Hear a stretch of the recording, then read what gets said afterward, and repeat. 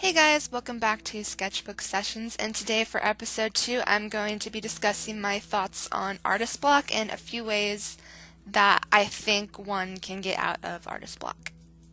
I would first like to say I know artist block sucks. I've been there many times before, but I do feel like sometimes aspects of artist block are just inevitable. I think we're humans and we can't just keep creating and creating forever without proper maintenance. I think we as human beings have cycles of time where we're creative and then cycles where we need to rest and replenish ourselves. And I think it's also very important in the time when you're not feeling creative to make sure you're doing the proper things to rest and to search for inspiration so you're ready to flow when you do feel creative.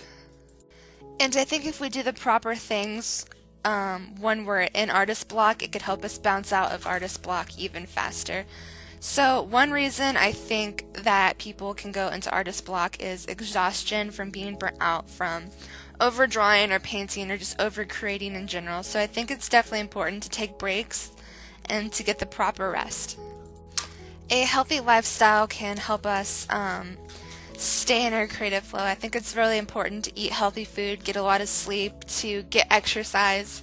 You guys know I have insomnia, and when I go through my little insomnia cycles, it's really hard for me to create art, and it's especially hard for me to focus. So I have to pretty much be on top of it, because if I mess up my sleeping schedule, it's not good for me. And I just think that's one of many examples of something physical that can make you spiral into artist block. Another thing I think can make somebody fall into artist block is comparison, which is something I just recently started to struggle with. I think when we compare ourselves to other people who are more skilled than us, it can make us feel discouraged and not want to create art. But the things we fail to see when we look at people who are better than us is all the time it took for them to get to that level and all their struggles and how many years and hours of practice it took them. They may have had a lot more training or practice than what we've had, so I think it's unfair to compare ourselves to those people. And since we don't see their struggles and how much it took them to get to the point they are, and we just see their final product, it can make us feel really discouraged and bad about ourselves. Art is supposed to be complicated, it's supposed to be frustrating. I feel like very few people are 100% satisfied with their artwork. I mean, I think once you're fully satisfied with your artwork, there's really no point in improving. I think everybody's always going to be working to get to that next level. And I also think it's important to realize that we're all at different levels. There's always going to be somebody better than you. So when you do see somebody who is better at drawing and painting than you, not to get discouraged about it, because there's always going to be somebody better, there's always going to be somebody worse, and it's just how things are. So I think it's important to just keep that in mind when we feel the need to compare ourselves to other people. I feel like social media kind of gaslights this issue because we have so much access to other people and to like different styles of artwork and like just so many people, and it's so easy to find people that are better than us. And I think if social media is causing you to feel bad about your art or to discourage you, I think it would be beneficial to take a little bit of a break or to limit your time on social media. Looking at other people's art and comparing yourself, if it's a negative thing. I'm actually a little bit older, and I remember a time before everybody had cell phones and before Instagram and Snapchat were even a thing.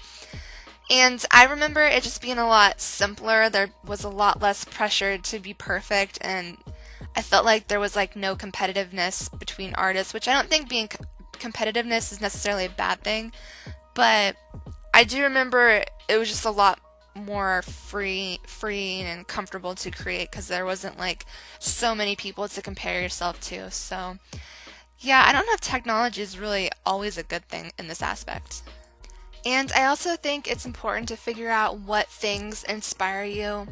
What is it about your favorite artist or your favorite book or your favorite movie that really speaks to you. And I think if you have trouble finding that one thing or those elements in whatever entertainment or art form you consume, I find that writing really helps with this. I like to make lists of subjects and elements that I want to explore and create in future artworks. I find that that really helps a lot, and just writing in general helps you kind of understand yourself a little bit better. I personally try to make an attempt to write every morning. It doesn't always happen, but I hit the mark most of the time. I also think it's a really good idea to work in themes because it kind of helps an idea that you have stretch, so you're not so pressured to keep coming up with new fresh material. You can just take an idea and just kind of work with it and change it and build upon it so you could make that idea last longer. And another tip I have to get out of artist block or to stay out of artist block is to have a sketchbook and create doodles. I feel like just not having a finished product and just taking the pressure off to just kind of play and explore in your sketchbook, I think is a good thing, and it kind of helps get my creative juices flowing. And my last tip is to make the space you choose to create in comfortable and inspiring, and have as little distractions as possible.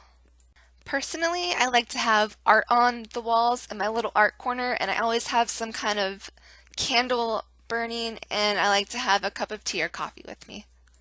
Okay guys, that's all my thoughts and tips I have for you today. Thank you for watching, and I will see you in the next episode. Bye!